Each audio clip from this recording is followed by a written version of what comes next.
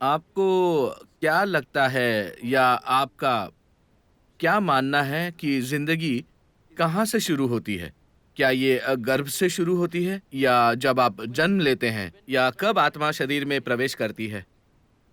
अब आप चीज़ों की कल्पना कर रहे हैं।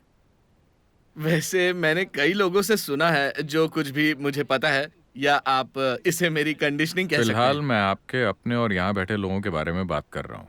अब आप आत्मा नाम के किसी और आदमी को बीच में ला जी। रहे हैं। चलिए जीवन शब्द का प्रयोग करते हैं क्योंकि आत्मा शब्द कुछ ज्यादा ही दूषित है। आप जानते हैं कि लोग सोलमेट्स ढूंढ रहे हैं। ये बिल्कुल साफ है।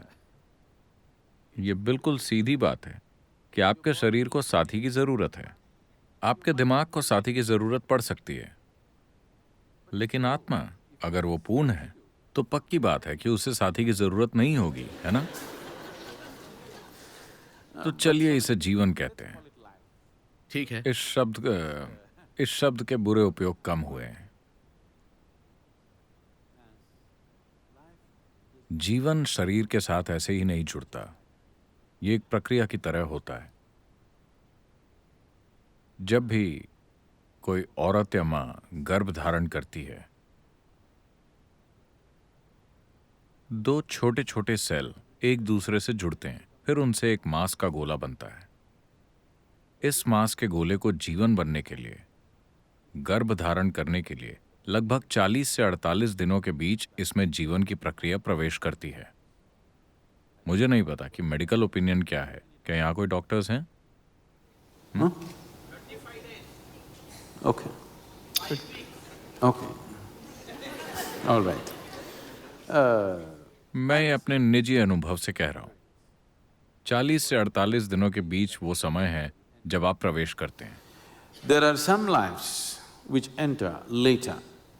कुछ ऐसे जीवन भी होते हैं जो बाद में प्रवेश करते हैं।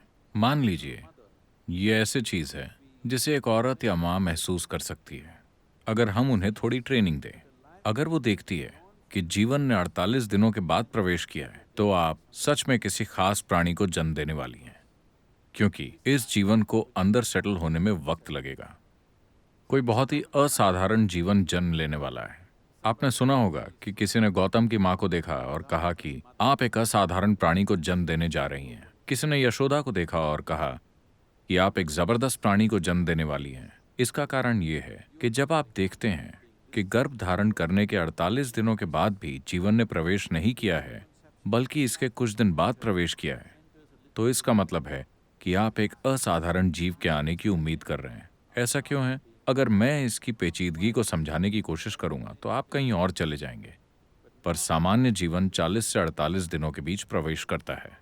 अब इसके बाद अगर किसी कारण से, आखिरकार गर्भ वो फैक्ट्री है जहां इस शरीर का निर्माण होता है, किसी कारण अगर अगर शरीर वैसा नहीं बन पाता कि वो उपयुक्त हो इस जीवन के लिए या किसी भी जीवन के लिए, तो जीवन डिलीवरी से पहले ही उसे छोड़ने का फैसला कर लेता है। तो ये शिशु मरा हुआ पैदा होता है। या कभी कभी किसी भी मजबूरी की वजह से एक माँ अपने बच्चे को गिराने का फैसला करती है, तो वो एक अलग बात है। लेकिन इस प्रक्रिया में इस जीवन का उस शरीर के साथ जुड़ाव असल में लगभग 84 से 90 दिनों के बीच होता है। तभी जीवन पूरी तरह से जुड़ता है। तब तक ये उसे परख रहा होता है। वो देख रहा होता है कि ये अनुकूल है या नहीं, ये गर्भ सही जगह है या नहीं।